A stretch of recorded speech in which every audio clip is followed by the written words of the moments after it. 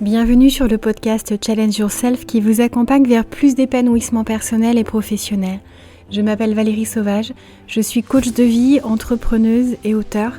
Je vous retrouve chaque semaine afin de vous embarquer dans un changement de vie et de vision. Bienvenue à bord. Bonjour à tous, j'espère que vous allez bien, que vous avez passé un très bon début de semaine, que vous avez profité du week-end et que vous êtes d'attaque. Aujourd'hui, on va parler de fermeté. On a parlé de timidité la semaine dernière, d'introversion et finalement, je vais vous amener sur le terrain de la fermeté parce que c'est souvent quelque chose qu'on cherche à éviter, parfois même comme l'extraversion.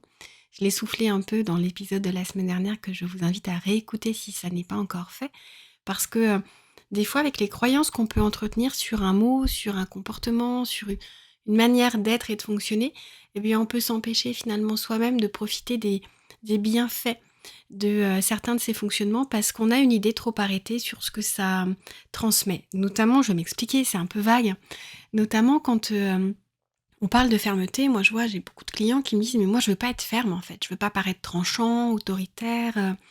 Vouloir toujours avoir raison et faire preuve de fermeté, c'est tellement pas ça. C'est pas juste ça. C'est-à-dire que comme tout, je vous l'ai déjà dit, on a forcément un curseur qui se déplace. On peut être plus ou moins confiant, on peut être plus ou moins timide, on peut être plus ou moins ferme.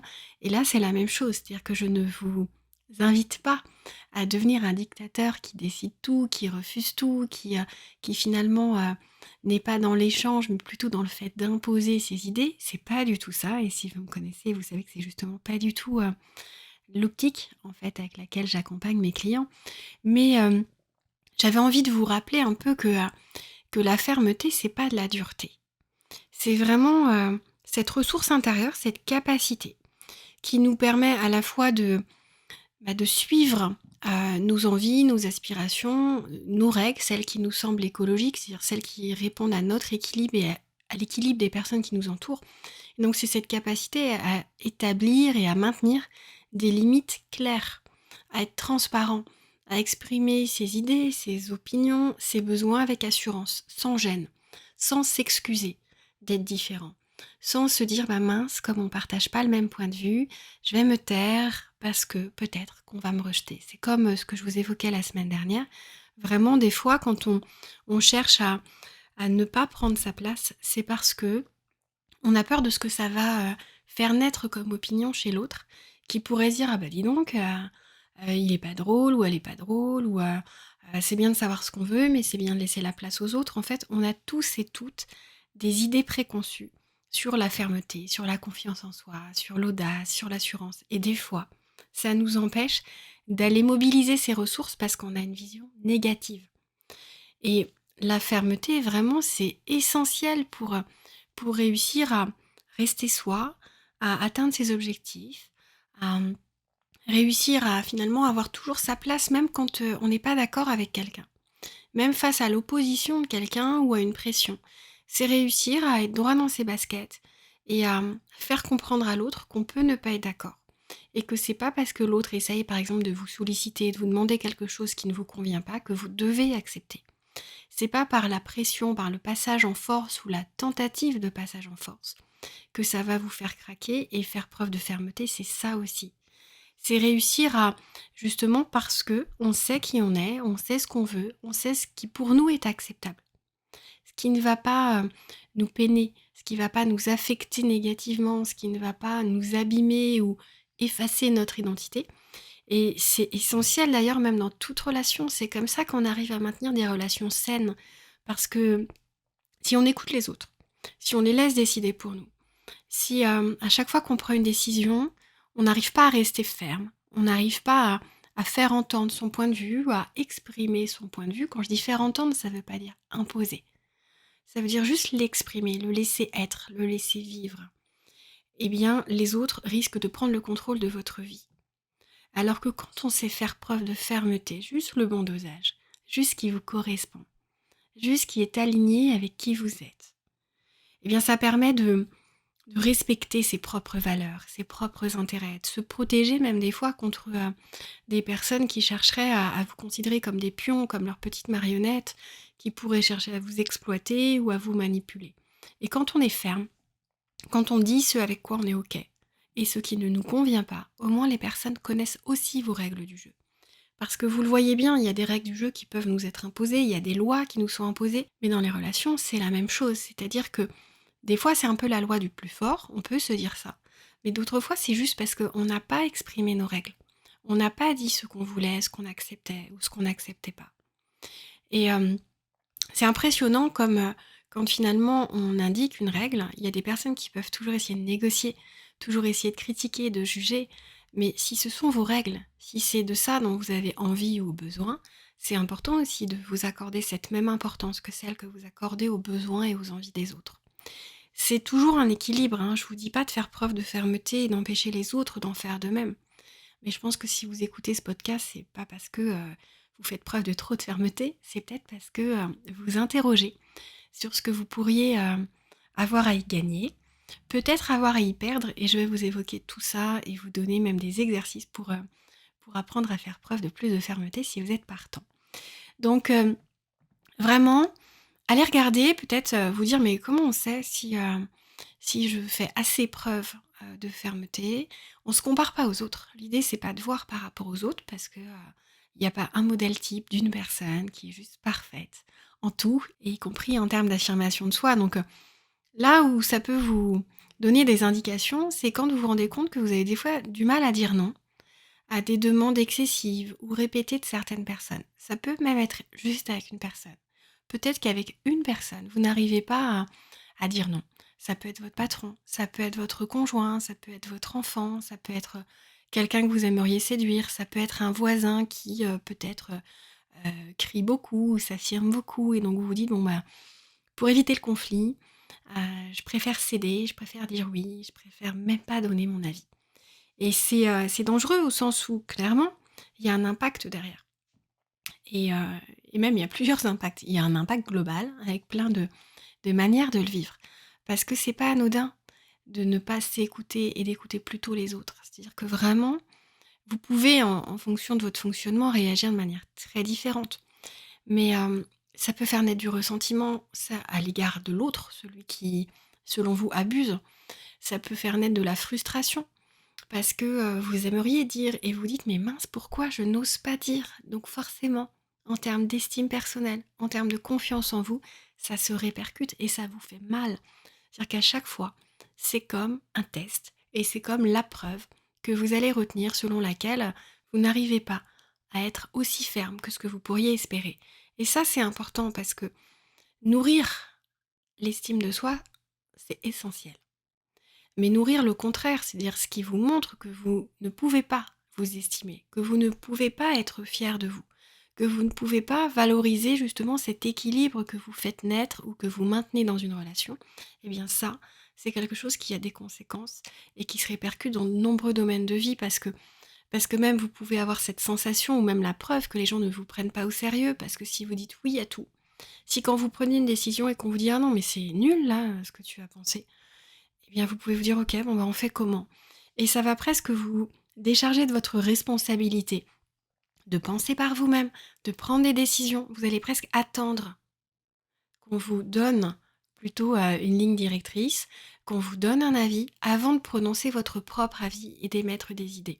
Et c'est dommage parce que la créativité, c'est comme un muscle, ça se travaille, ça se dompte, ça se laisse libre, et si vous l'étouffez, si vos idées vous les étouffez, si vous ne leur accordez pas d'importance ou pas autant que, aux autres, et bien là, il y a de réelles conséquences. Donc c'est vraiment important que vous appreniez à faire preuve de fermeté si c'est pas le cas, si vous ne l'avez jamais fait. Et il y a plein de causes à ça. Vous avez très bien pu être éduqué par quelqu'un, ou dans une culture ou dans un milieu dans lequel le fait de s'affirmer n'était pas entendable. Peut-être que vous avez des croyances à cet égard. Donc notez, vraiment réfléchissez à ce que vous pensez de l'affirmation de soi, à ce que vous pensez de la fermeté, les images des personnes que vous avez en tête. Et demandez-vous s'il n'y a pas d'autres modèles, des modèles positifs. Si vous prenez quelqu'un qui faisait preuve de trop de fermeté, si vous avez été traumatisé par quelqu'un qui ne vous laissait pas à votre place, c'est logique que vous ayez une image, c'est logique, en tout cas c'est possible, que vous ayez une image négative de la fermeté. Mais essayez de trouver des exemples de personnes autour de vous qui savent faire preuve de fermeté et pourtant que vous appréciez, qui sont appréciés même d'autres personnes que vous. Parce que ça va vous permettre de changer votre regard sur la fermeté. Et plus on connaît ses valeurs également, plus on sait pourquoi c'est important, tel sujet ou tel sujet, eh bien, vous allez forcément protéger encore plus vos valeurs, vos besoins, que si c'est quelque chose de très flou. Ça va vous permettre d'établir des limites. Des limites qui peuvent être fermes. Ça n'est pas du tout un problème, bien au contraire, d'être ferme et de bien respecter. Je pense que votre territoire, votre appartement, votre maison, vous aimez qu'on le respecte. Vous n'aimez pas envisager l'idée que quelqu'un rentre dedans, saccage, vole, c'est votre territoire. Il y a des limites, je pense que ça vous heurte, ça vous gêne, ça vous blesse. Eh bien, vos valeurs, c'est pareil, c'est comme votre territoire. Et si vous dites non, c'est pas important, c'est pas grave, je m'en remettrai, je peux dire oui à ça, et puis tant pis, mes rêves et mes projets, ça attendra. Eh bien, c'est comme dire à quelqu'un, bah, vas-y, rentre chez moi, prends tout ce qui t'intéresse et c'est pas grave, je rachèterai. Vous pouvez penser ça, c'est un état d'esprit, mais est-ce que vraiment c'est le fond de votre pensée ou est-ce que c'est pas une solution de facilité? Quand moi je travaille avec mes clients sur la fermeté, parce qu'on me dit finalement, j'ai du mal à dire les choses, après je regrette, après j'essaye de revenir, j'essaye de négocier pour dire non après coup, et forcément c'est plus compliqué. Et les gens peuvent se dire, mais pourquoi un coup oui, pourquoi un coup non, c'est particulier. Donc il y a tout un travail en fait qui permet de se dire, quand on connaît ses valeurs, et ça c'est un vrai process de réussir à voir comment on arrive à travailler ses valeurs fondamentales, à savoir ce qui est important pour soi, et bien après c'est apprendre à maîtriser la communication assertive, l'affirmation de soi, quelle que soit la situation, quelle que soit la personne face à nous, quel que soit notre niveau d'énergie. On peut être bien ce jour-là, on peut être plus fatigué. Et vous verrez que peut-être, des fois, quand vous êtes plus fatigué, vous avez tendance à dire oui à tout par facilité et à le regretter derrière. Et forcément, c'est un cercle vicieux, vous êtes encore plus fatigué derrière parce que vous vous surchargez. Donc, apprendre justement comment on dit non, sans abîmer la relation, sans braquer qui que ce soit. Ça vous permet clairement d'exprimer vos idées, vos envies, vos opinions, de dire quand vous pouvez ou pas, et même si vous pouvez, pourquoi des fois vous dites non, eh bien ça vous permet de créer un cadre, d'affirmer, de connaître vos limites et de les communiquer de manière claire, respectueuse, sans agressivité, parce que le risque c'est quoi? C'est un jour de péter un câble, excusez-moi l'expression, et d'avoir la demande de trop, et là la pauvre personne face à vous, elle vous demandait juste un tout petit truc, et vous avez un espèce de craquage intérieur qui sort à l'extérieur, parce que c'est la fois de trop. Donc, au moins quand on dit les choses, quand on accepte, quand on dit véritablement oui, quand on dit pas oui en pensant non à l'intérieur, quand on dit un vrai oui, eh bien on est content de le faire. Des fois, ça veut pas dire que c'est facile ou agréable, mais on sait pourquoi on dit oui, ça c'est important. Par contre, quand on dit non, effectivement, il y a des process, il y a des méthodes qui vont vous simplifier la vie. Et, euh, et quand on est positif et qu'on nourrit pas de culpabilité en le faisant, eh ben c'est ça qui est plaisant, c'est ça l'objectif.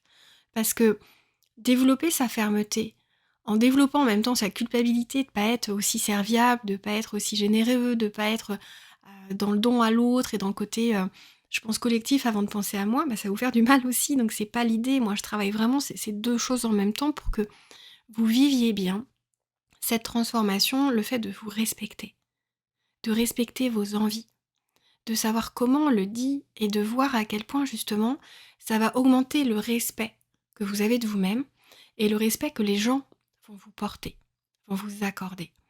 Et quand on établit des limites saines, ça change tout. Ça change vraiment tout au niveau perso, au niveau professionnel. Et je vous encourage vraiment à vous écouter, à vous connaître, à dire non à ce qui va à l'encontre de vos valeurs, de vos besoins. Refuser quelque chose, c'est pas être une mauvaise personne. Heureusement qu'on apprend à refuser plein de choses. Regardez comme on apprend à nos enfants et comme on nous a appris, je sais pas si vous vous rappelez de ces slogans, mais dites non à la cigarette, dites non à la drogue. Enfin, heureusement que pratiquer le refus, c'est quelque chose qu'on sait être bon pour nous parfois. Quand des fois on dit non à un verre ou à les personnes qui, par exemple, ont bu pendant des années et qui disent non de manière classique et qui se laissent pas embarquer par aller juste un petit verre, elles savent que c'est bon pour elles. Et pratiquer le refus, dire non aux demandes en fait auxquelles on veut pas répondre, c'est essentiel, c'est s'écouter, c'est être soi, C'est laisser son identité vivre, se libérer, se révéler. Ne vous excusez pas d'être vous. Ne vous excusez pas d'avoir des idées, des opinions. C'est important. Donc moi je travaille beaucoup en jeu de rôle parce que entre la théorie et la pratique, il y a une espèce de passage un peu angoissant à faire. Mais une fois qu'on s'est exposé à ça, une fois qu'on s'est entraîné et qu'on se rend compte que ça se passe bien, et c'est pour ça que des outils comme la communication non violente, comme le feedback positif, le feedback constructif, comme tous ces outils finalement d'écoute active, ça va aider parce qu'on va vraiment réussir de plus en plus simplement et systématiquement à savoir comment on répond en fonction de la personne qu'on a face à nous. Et des fois, on peut se dire, mais j'ai envie de dire non, et on va dire oui, parce qu'on a, avec des nouvelles informations, à ce moment-là, envie de dire oui. Et ça n'est pas renoncer, ça n'est pas être une girouette, ça n'est pas changer d'idée ou ne pas savoir établir des limites, c'est, voilà, avec les nouveaux paramètres, vous avez envie de dire oui, mais c'est un vrai oui. Parce que ça, c'est important, parce que votre confiance en vous, votre estime de vous, elle est essentielle. Et si vous laissez les autres empiéter sur vos envies, sur vos rêves, sur vos objectifs, sur ce que vous pensez, eh bien ça vous abîme. Donc prenez soin de vous, l'affirmation de soi, c'est essentiel. C'est pas une mauvaise chose. C'est vraiment pas quelque chose que les gens peuvent vous reprocher. C'est pas, c'est pas quelque chose qui va vous rendre détestable ou qui va faire en sorte que, par exemple, on pensera pas à vous pour une promotion, pour une invitation, parce que vous êtes trop ferme. Pas du tout. C'est pas être sec, c'est pas être directif, c'est juste se connaître, savoir dire qui on est, savoir dire ce qui est bon pour nous, et des fois même savoir aider les autres à comprendre ça. Quand on est parent ou quand on a des amis, bah des fois on peut, avec bienveillance toujours, mais leur dire, tu sais, je vois à quel point t'es serviable, mais est-ce que tu pourrais pas dire à toi, oui, un peu plus. C'est extrêmement important parce que quand on arrive à prendre conscience de tout ce que ça peut changer, on n'a plus peur du conflit. Souvent, on me dit: «Oui, mais attention, si je m'affirme, ça va créer des conflits». C'est vraiment une des peurs. Mais tout ça, c'est peut-être le fruit de vos expériences passées, des réprimandes que vous avez pu, subir ou observer, des conséquences négatives, en fait, que vous avez associées par votre histoire, par votre éducation, à la fermeté. Et c'est pas parce que ça s'est passé comme ça avant que ça se passera toujours comme ça. Faire preuve de fermeté en étant dur, en étant sec, en étant dans l'absence de respect, évidemment, ça peut mal se terminer et vous pouvez avoir une opinion négative de ça. Mais à aucun moment, la fermeté, c'est ça. Donc, vraiment, c'est pas en évitant de parler de votre point de vue, c'est pas en disant oui à tout, que vous allez éviter les conflits. Parce que ça peut en faire naître, parce que, en fait, les confrontations, les conflits, c'est quand vraiment on n'arrive plus à s'écouter. On n'arrive plus à respecter le point de vue de l'autre. Or, vous pouvez très bien affirmer le vôtre, écouter celui qu'on vous amène, et puis discuter intelligemment, dans le respect mutuel, et ça va bien se passer. L'harmonie sociale, finalement, que vous craignez de déstabiliser, cette bonne entente avec vos collègues, cette bonne entente dans votre couple ou avec vos enfants, ne va pas être menacée. Faut pas vous dire que ça va créer des réactions négatives à votre égard, des propos négatifs, pas du tout. Si quelqu'un critique le fait que vous disiez non alors que vous avez expliqué que vous ne pouviez pas, c'est que la personne, elle cherchait tout simplement à vous utiliser, à vous exploiter, à vous surcharger pour elle s'alléger.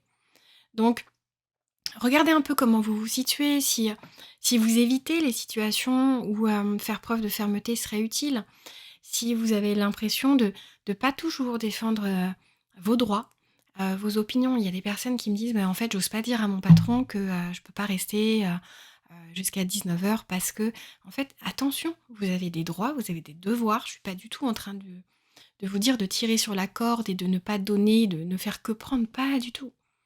Mais juste, faites attention de vous préserver.